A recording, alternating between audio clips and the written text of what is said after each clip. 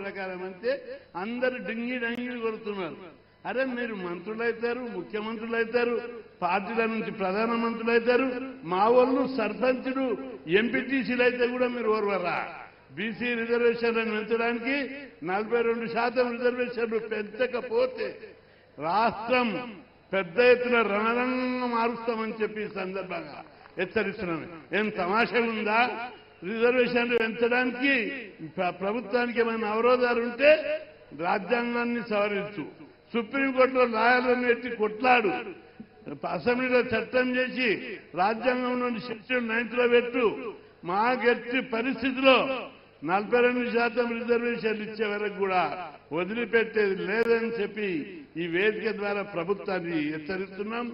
ఎందుకంటే ఇక్కడ వచ్చినటువంటి నాయకులందరినీ చూస్తుంటే అసెంబ్లీలో ఉన్న నాయకులు ఎమ్మెల్యేల కంటే మంచి కొడుతున్నారు. వీళ్ళంతా ఒక్కొక్క నడక, ఆవభావాలు, పర్సనాలిటీ చూస్తే అరే నా బ్రదర్స్ అంతా ఇట్లా ఒక్కొక్కరు మంత్రులు లేక ఎమ్మెల్యేలు లేక ఉన్నారు. ఇక్కడ మాత్రం వాళ్ళు ఇంతవరకు 76 ఏళ్ళ స్వతంత్రం తర్వాత కూడా ఏమీ కాలేదు. ఎందుకు? ఈ కులాలలో పుట్టినందుకు. అందుకే సోదరులకు మీ అందరికీ విజ్ఞప్తి చేస్తున్నా, కులం పేరు మీదనే పార్టీలు నడుస్తున్నాయి, కులం పేరు మీదనే రాజకీయాలు నడుస్తున్నాయి.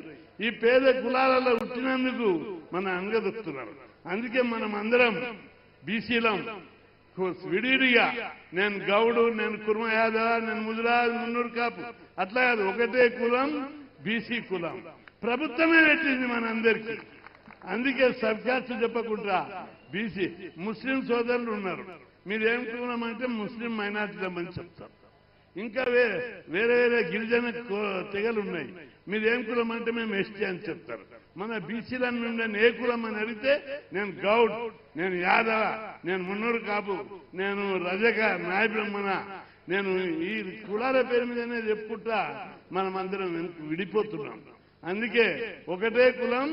మీరు ఏం కులం అంటే ప్రతి ఒక్కరు బీసీ కులం అనాలి.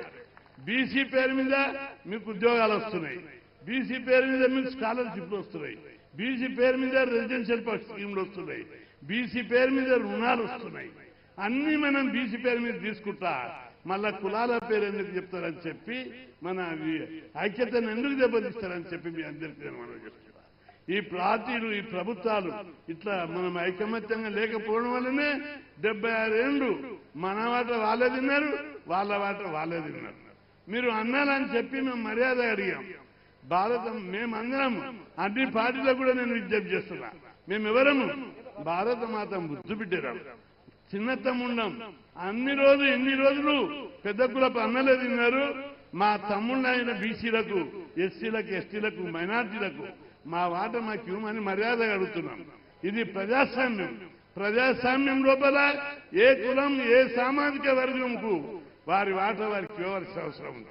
76 ఏళ్ల తర్వాత కూడా ఇటీవల అనేక సర్వేలు జరిపినప్పుడు చూస్తుంటే ఎక్కువ పేదరికం ఉన్నది ఎవరికి తెలుసా? ఎస్సీలు, ఎస్టీలు, బీసీలు, ఓబీసీలు. మన కులాలనే ఇంకా 50% పైగా పేద కులాలున్నాయి. పిల్లల పెళ్లిళ్ళు చేయలేక, పిల్లల ఫీజులు కట్టలేక, ఇల్లు కట్టుకోలేక, ఆస్తులు సంపాదించుకోలేక, ఒక మంచి తిండి సుఖపడలేదు, మంచి బట్ట కట్టి సుఖపడలేదు. పుట్టినప్పటి నుంచి మన కులాలు పుట్టే కష్టాలు పడ్డాయి. ఈ కష్టాలు తీరాలనే మనం ఈరోజు పోరాటం చేస్తున్నాం. మీ అందరికీ తెలుసు, 50 ఏళ్ల నుంచి మన పిల్లలు చదువుకోవాలని 6,000 హాస్టళ్లు పెట్టించుకున్నాం, 1,500 గురుకుల పాఠశాలలు పెట్టించుకున్నాం. మన పిల్లలు చదవాలి. మా చదువు మీదనే మన బీసీల పోరాటం ఇన్ని రోజులు 50 ఏళ్ళు కూడా చదువు కోసం, మన పిల్లల చదువు కోసం, మన చదివితేనే మన కులాలు బాగుపడతాయని పోరాటం చేశాం. దేశంలో బీసీలు, దళితులు ముఖ్యమంత్రులు ఉన్న రాష్ట్రాల్లో లేనన్ని స్కీములు మనం పెట్టాం. ఈ రోజు గుడిసెల పెట్టినారు కూడా 2 లక్షల ఫీజును గవర్నమెంటే కట్టేటట్టుగా ఫీజు రియంబర్స్మెంట్ పథకం పెట్టించుకున్నాం. ఒక మామూలు కులంలో ఓ చిన్న చిన్న కులాల పుట్టిన వాళ్ళు, చదివించే స్తోమత లేని వాళ్ళు, శ్రీ చైతన్య నారాయణ కాదు, బీసీ, ఎస్సీ, ఎస్టీ కార్పొరేట్ స్కూళ్లలో, రెసిడెన్షియల్ స్కూల్లో చదివించుకుంటున్నాం. మన పిల్లలు చదివి ఈ గురుకులాలలో చదివిన వాళ్ళు కలెక్టర్లు అవుతున్నారు, డాక్టర్లు అవుతున్నారు, పెద్ద పెద్ద ఆఫీసర్లు అవుతున్నారు. మీ అందరికీ నేను మనవి చేస్తున్నా, ఇప్పటికి కూడా ఒకవైపు రాజ్యాధికారం వైపు పోరాటం చేద్దాం, ఇంకొక వైపు మన పిల్లలందరినీ కూడా బాగా చదివించాలని చెప్పి మీ అందరికీ నేను విజ్ఞప్తి చేస్తున్నాను. ఇప్పుడు దేశంలో మీరు అందరూ గుర్తుపెట్టుకోవాలి, మన ఉమ్మడి రాష్ట్రంలో కానీ తెలంగాణలో కానీ 76 ఏళ్ల బీసీలకు ఈ పార్టీలు ఒక్కసారైనా ముఖ్యమంత్రి పదవి ఇచ్చిర్రా? ముఖ్యమంత్రి పదవి ఇచ్చిర్రా అని నేను అడుగుతున్నా. ఎందుకు ఇస్తలేరని మీరు అందరూ ప్రతి ఏ పార్టీ కూడా ఎందుకు ఇవ్వలేదు? ఇన్ని పార్టీలు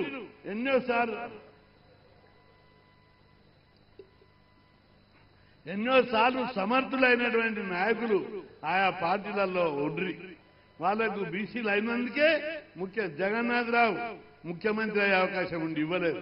హనుమంతరావు ముఖ్యమంత్రి, డి శ్రీనివాస్ ముఖ్యమంత్రి అయ్యే అవకాశాలు వస్తే కూడా అందరు కలిసి తొక్కిపరిచారు కానీ అవకాశాలు కల్పించలేదు. కాబట్టి మన ముఖ్యమంత్రి పదవి రాకుండా తొక్కి పెడుతున్నారు. అవకాశం మన వాళ్ళే ముఖ్యమంత్రి ఉంటే మన బతుకులు ఇంకా బాగుపడేవి. ఈ 50 ఏళ్లలో మన బతుకుల లోపల మార్పు వచ్చింది. కానీ ప్రపంచంలో ఇతర దేశాల్లోని పోల్చి చూసినప్పుడు వాళ్ళ అమెరికను, ఇంగ్లాండ్ను, ఫ్రాన్స్, జర్మనీ, జపాన్ ఇతర దేశాలతో పోల్చి చూసినప్పుడు మన పేదరికాన్ని, మన అభివృద్ధిని ఇంకా అంత పెద్ద ఎత్తున డెవలప్మెంట్ కావాలి. మన డెవలప్మెంట్ కావాలంటే మనవాడు వడ్డించేవాడు మనవాడు ఉండాలి. వడ్డించేవాడు ఎవడు? ముఖ్యమంత్రి. మీరు చూడండి, ఇప్పుడు మనకు 7-8 ఏళ్ల నుంచి బీసీ కార్పొరేషన్ నుంచి 10 ఏళ్లలో ఒక్కరికైనా రుణాన్ని వచ్చిందా? అదే మనవాడు ముఖ్యమంత్రి ఉంటే బీసీ బంధు పథకం పెట్టి ఇంటింటికి 20 లక్షలు ఇచ్చేది. మన బతుకులే మార్పు వచ్చేది. కాబట్టి ఈ వేదిక ద్వారా డిమాండ్ చేస్తున్న రాష్ట్ర ప్రభుత్వాన్ని బీసీ బంధు పథకం పెట్టి ప్రతి కుటుంబానికి 20 లక్షల రూపాయలు ఇవ్వాలని చెప్పి ఈ వేదిక ద్వారా డిమాండ్ చేస్తున్నారు. ఇక మన సోదరులందరూ ఇప్పుడే, ఎందుకంటే ఎక్కువ టైం లేదు, బ్రీఫ్ గా కట్ చేసుకుంటూ వస్తున్నారు. ముఖ్యంగా మన రాజకీయ ప్రాతినిధ్యం పెరగాలి. మన వాళ్ళందరూ ఎమ్మెల్యేలు కావాలంటే తప్పనిసరిగా పార్లమెంటులో బీసీ బిల్లు పెట్టి చట్టసభలో బీసీలకు 50% రిజర్వేషన్లు ఇవ్వాలి. అంతవరకు ఏ బీసీ కూడా నిద్రపోవద్దని చెప్పి నేను మనకు బీసీల యొక్క ఉద్యమ పంతం మార్చాలి. మనం ట్రెడిషనల్ సాంప్రదాయ పద్ధతులు కాదు. మన కాస్టర్లు వచ్చినాయంటే ఒట్టిగా రాలేదు, గురుకులాలు వచ్చినాయంటే ఒట్టిగా రాలేదు. 1978 సెప్టెంబర్ 27 నాడు ఎవరైనా ఉంటూ ఉండొచ్చు ఇక్కడ 2000 మందిని తీసుకొని అసెంబ్లీని తుక్కుగా వలగొడితే అప్పటి నుంచి హాస్టల్ వెళ్ళి 1982 4000 మందితోటి తెలుగు సంక్షేమ భవన్ మీద దాడి చేసి కార్లు, బస్సులు విధ్వంసం సృష్టిస్తే అప్పుడు గురుకులాల పాఠశాలలు వచ్చాయి. అంటే మేము ఇప్పుడు ధ్వంసం చేయమని చెప్పడం లేదు, కానీ ఉద్యమ పంత మార్చాలి. మీరు చూడండి, హర్యానాలో జాట్స్ చాలా డామినేటివ్ కమ్యూనిటీ, భూస్వాములు వాళ్ళందరూ వాళ్ళు ఉద్యమం చేసి ఢిల్లీకి నీళ్లు బంద్ చేశారు, రైళ్లు ఆపేశారు, రోడ్లు దొవ్వేశారు. ఆ తర్వాత కేంద్ర ప్రభుత్వం దిగొచ్చి వాళ్లకు రిజర్వేషన్లు పెట్టింది. ఆంధ్రాలో కాపు సోదరులు అక్కడ రైళ్లు ఆపేశారు, ఉద్యమ పంతం మార్చారు, వాళ్ళకు రిజర్వేషన్లు పెట్టడానికి ప్రభుత్వాలు ముందుకొచ్చాయి. మన బీసీలు కూడా ఉద్యమ పంతం మార్చకుండా మీరు తెగించి ముందుకు రాకపోతే ఏ నాయకుడో కృష్ణన్న చేస్తాడు, మల్లన్న చేస్తాడు, మన పెద్ద పెద్ద బసరాజ్ సారయ్య చేస్తాడు, కృష్ణమోహన్ చేస్తాడని కూర్చోవద్దు. మీరు అందరూ కూడా నాయకత్వ లక్షణాలు పెంచుకోవాలి. ఉద్యమానికి చాలా తెలంగాణ ఉద్యమం లోపల ఏ విధంగా అయితే తెగించి పోరాడారు, బీసీల విషయం లోపల కూడా చట్టసభలో రిజర్వేషన్లు సాధించడానికి, కేంద్రంలో బీసీలకు ప్రత్యేక మంత్రిత్వం సాధించడానికి మనమందరం కూడా ఐక్యమత్యంతో పోరాడాలని చెప్పి అందరికీ నేను పిలిపిస్తున్నాను. ఎప్పుడు పిలిపించినా ఇప్పుడు సర్పంచ్ రిజర్వేషన్లలో మనం తప్పనిసరిగా చాలా పెద్ద పోరాటం చేయాలి. ఎందుకంటే మహారాష్ట్ర, మధ్యప్రదేశ్, ఒరిస్సా అన్ని రాష్ట్రాల్లో కూడా రిజర్వేషన్లను సుప్రీంకోర్టు కొట్టేసి ఎంత అన్యాయం అది. సుప్రీంకోర్టు కొట్టేయడానికి అగ్రకులాలకు రిజర్వేషన్లు పెడితేనేమో జనాభా లెక్కలు లేవు, అడుగుడు లేదు. వాళ్ళు 3% ఎలిజిబుల్ 10% ఇచ్చింది. మనం 55-60% జనాభా ఉంటే 20% తగ్గించడం ఎంత అన్యాయమో మీరు ఆలోచించాలి. అందుకే సర్పంచ్ రిజర్వేషన్ల కోసం తప్పనిసరిగా పెద్ద మహా ఉద్యమం జరుగుతుంది. మీరు అందరూ కూడా దానికి సిద్ధంగా ఉండాలి. బంధువులు జరిపిన రస్తారోగాలు జరిపిన ఈ దెబ్బ ఇక్కడ కాదు, సుప్రీంకోర్టు దాకా తాకాలి. దీని వేడి అప్పుడే రాజ్యాంగాన్ని మారుస్తారు, లేదా సుప్రీంకోర్టు తన వైఖరిని మార్చుకుంటారు. ఎందుకంటే మనం అందరం ఏ జనాభా ఉందని మీరు ముఖ్యమంత్రులు అయ్యారు, ఏమున్నదని చెప్పి మీరు అందరూ మంత్రులు అయ్యారు, ఏమున్నదని చెప్పి ఎమ్మెల్యేలంతా మీరే, ఎంపీలంతా మీరే. మా జనాభా మేము పెట్టుకొని మీ దగ్గర బిచ్చమడుకోవాలన్నా సోదరులు నరసింహులు వీళ్ళందరూ బాగా చెప్తారు. కాబట్టి బీసీ సోదరులందరికీ నేను విజ్ఞప్తి చేస్తున్నా, తెగించి పోరాడాలి. ఎప్పుడైతే మనం తెగించి పోరాడతామో, తెగించి పోరాడానికి నాయకుడే కానీ మీరు అందరి లోపల కూడా నాయకత్వ లక్ష్యాలు మావోయిస్టు సోదరులను చూస్తారు.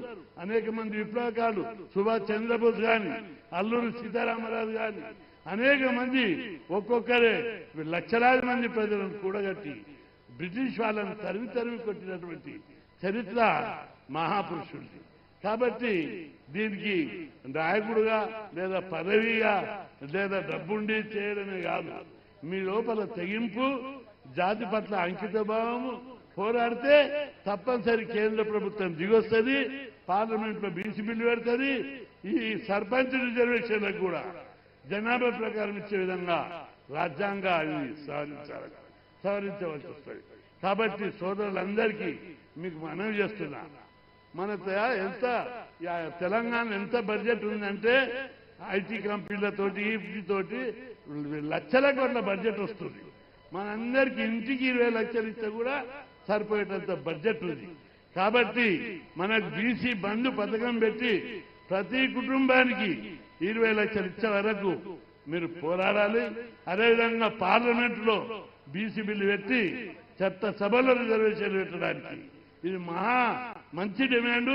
అదేవిధంగా ఇప్పుడు మన ముందున్న కొత్త సవాల్ గ్రామ సర్పంచ్ రిజర్వేషన్లను రాజ్యాంగ పద్ధతిని కల్పించాలి. అసెంబ్లీలో చట్టం చేసి రాజ్యాంగంలోని 9వ షెడ్యూల్లో పెట్టాలని మనం పెద్ద పోరాటం చేయవలసి వస్తుంది. అందుకు ప్రతి బీసీ పోరాడాలి. ఎందుకంటే ఇప్పుడున్న రిజర్వేషన్లు అప్పుడు 84, 85 లోపల మేము పోరాడి అప్పుడు 34% పెట్టించాం. అనేక కోర్టు కేసులు నడిచాయి. ఈ సమస్య ఎప్పటికీ నాంతుంది, న్యాయపరమైనటువంటి వివాదాలు వస్తున్నాయి. అందుకే దీనికి శాశ్వత పరిష్కారం చేయాలంటే ఒక్కసారి రాజ్యాంగాన్ని సవరించాలి. అందుకే మనం అందరం ఉద్యమ పంథా మార్చాలి, పోరాట దిశ మార్చాలి. మీరందరూ నాయకత్వంతో ముందుకు పోవాలి. ఈరోజు చాలా మన తీన్మార్ మల్లన్నతో ముందుకొచ్చాడు, ఆయన చొరవ తీసుకోవాలి. ప్రభుత్వంతో కూడా మాట్లాడి రాజ్యాంగ సవరణ కోసం, సుప్రీంకోర్టుల కేసు కోసం, ఎందుకంటే అనేక మీటింగుల్లో ఆయన మాట ఇచ్చారు 42% ఖచ్చితంగా అమలు చేపిస్తామని. అందుకు ప్రభుత్వం ప్రాథమిక చర్యలు తీసుకోవాలి. ఆ దిశగా ప్రభుత్వం చర్యలు తీసుకోవాలని మీరందరూ కూడా బీసీ సోదరులు ఉద్యమ పంత మార్చాలని, మీ పిల్లలందరినీ మీరు చదివించండి. వాళ్ళందరూ బాగా చదివి మీకే ఇబ్బంది ఉన్నా మా బీసీ సోదరులకు ఎవరు ఆధిపత్య కులాలు కానీ ఆధిపత్య వర్గాలు కానీ ఎవరేం చేసినా నేనున్నా, మల్లన్న ఉన్నాడు, మీరు ఫోన్ చేయండి. పోలీసు వాళ్ళకి చెప్పి ఆఫీసర్లకు చెప్పి మీకు న్యాయం జరిగేటట్టు చూస్తాం. ఇంకొకటి, మీ పిల్లల్ని చదివించడానికి గురుకులాల సీట్లు దొరకకపోయినా ఫీజు రియంబర్స్మెంట్ కానీ హాస్టల్ సీట్లు కానీ ఏ ఇబ్బంది ఉన్నా మా దృష్టికి తెస్తే తప్పనిసరి మీ పిల్లలు చదివేటట్టు చేస్తాం. మీరు అందరు సుఖంగా ఉండాలని, మీ పిల్లలు బాగా చదివి డాక్టర్లు, ఇంజనీర్లు, కలెక్టర్లు కావాలి. ఏది కాకపోతే ఇట్లా లీడర్లనే కావాలి.